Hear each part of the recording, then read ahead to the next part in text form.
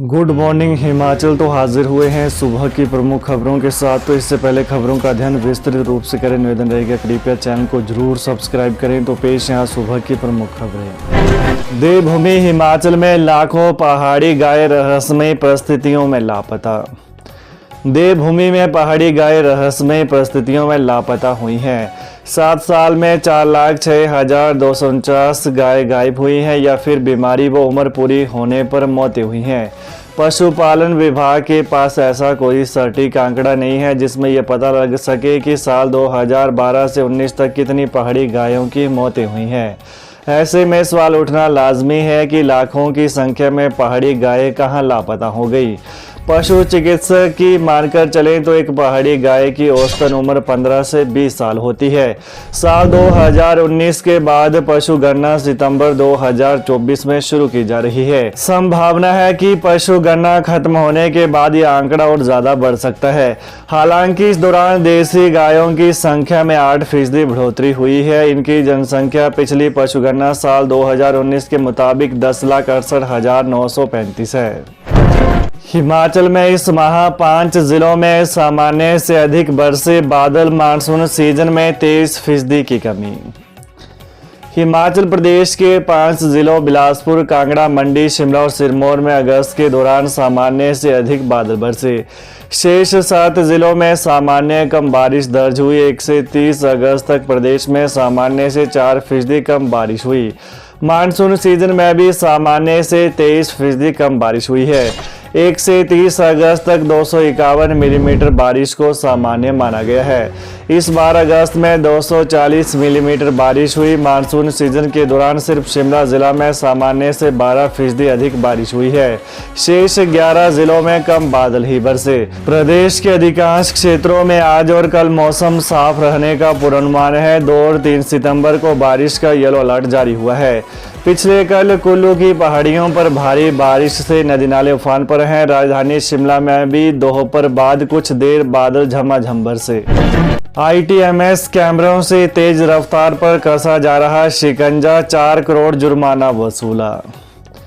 हिमाचल प्रदेश में तेज रफ्तार से वाहन चलाने वाले चालकों पर शिकंजा कसने में ITMS कैमरे कारगर साबित हो रहे हैं। इस साल अभी तक इन कैमरों की मदद से यातायात नियमों की अवहेलना करने वालों से करीब 4 करोड़ रुपए जुर्माना वसूला जा चुका है। प्रदेश भर में 86 इंटेलिजेंट ट्रैफिक मैनेजमेंट सिस्टम यानी ITMS कैमरे स्थापित किए गए हैं। इन कैमरों को प्रदेश के नेशनल हाईवे, 4 लेन और स्टेट हाईवे पर स्थापित किया गया है। इसका मकसद हाईवे पर तेज रफ्तार वाहन चलाने वालों पर शिकंजा कसना है। विद्युत उत्पादक 12% रॉयल्टी देने को तैयार, शर्तें नहीं मानी तो टेक ओवर करेंगे परियोजनाएं। मुख्यमंत्री सुखविंदर सिंह सुक्खू ने कहा कि विद्युत उत्पादक 12% रॉयल्टी देने को तैयार हो गए हैं। कंपनियों ने अन्य शर्तें नहीं मानी तो सरकार परियोजनाओं को टेक ओवर करेगी। प्रश्नकाल के दौरान विधायक केवल सिंह पठानिया के सवाल का जवाब देते हुए मुख्यमंत्री ने कहा कि पूर्व सरकार ने हिमाचल के हित बेचे। कांग्रेस सरकार ने 40 साल बाद प्रोजेक्ट वापस लेने का फैसला लिया है। धौलासिद्ध, सुन्नी व लोहरी पावर प्रोजेक्ट को SJVN से टेक ओवर किया जाएगा। NTPC से डुगर प्रोजेक्ट वापस लेने के लिए भी यह नियम लागू होगा। मुख्यमंत्री ने कहा कि पूर्व सरकार ने विद्युत कंपनियों के साथ इम्प्लीमेंट एग्रीमेंट तक नहीं किया।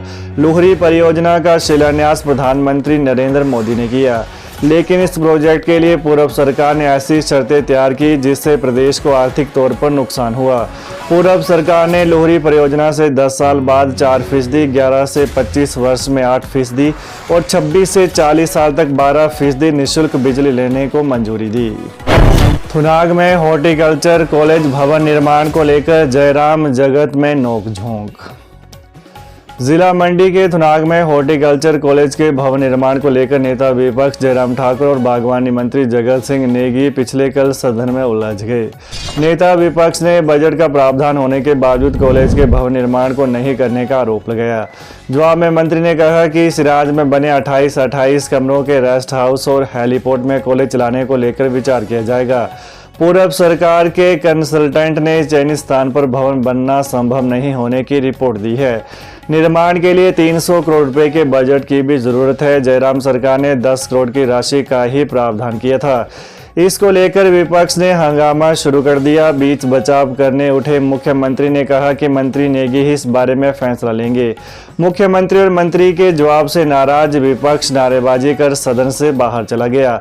हालांकि भाजपा विधायक अनिल शर्मा अंदर ही रहे। इस पर संसदीय कार्य मंत्री हर्षवर्धन चौहान ने कहा कि यह विपक्ष का वॉकआउट नहीं है, एक विधायक अंदर ही बैठे हैं। प्रश्नकाल के दौरान नेता विपक्ष जयराम ठाकुर ने कहा कि पूर्व सरकार के समय थुनाग में हॉर्टिकल्चर कॉलेज खोला गया था।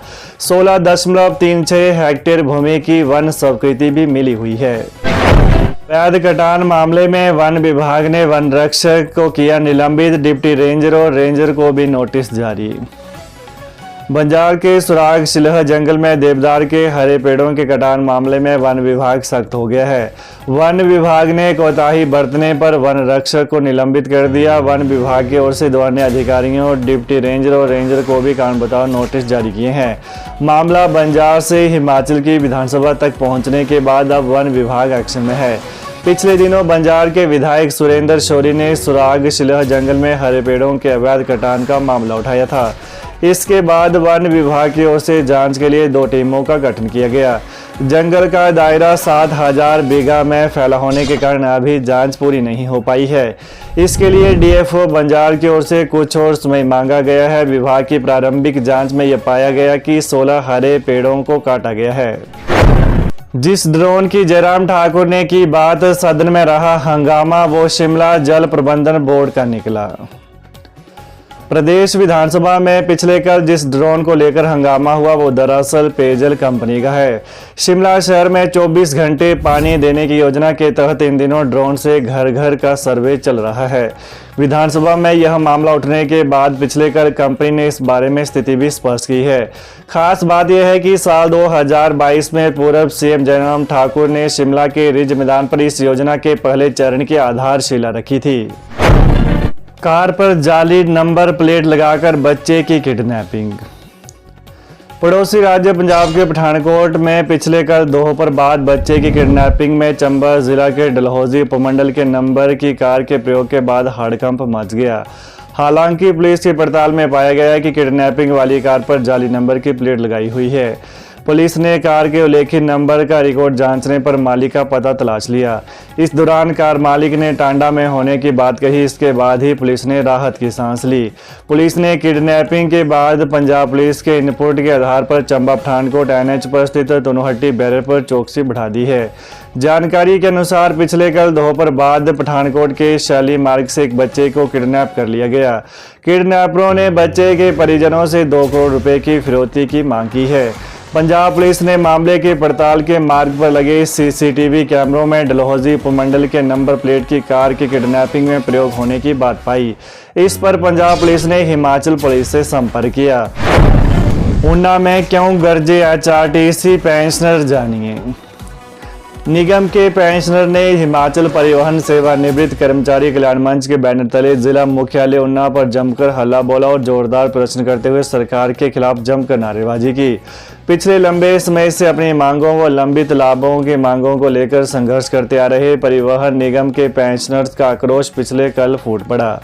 एचआरटीसी पेंशनर प्रदेश सरकार के सड़ियल रवैये के चलते उनकी मांगों, समस्याओं व लाभ न मिलने पर आत्मदाह करने पर भी उतारू हो चुके हैं। तो ये रही सुबह की प्रमुख खबरें। तो ताजा खबरों को जानने के लिए कृपया चैनल को अभी सब्सक्राइब करें। धन्यवाद।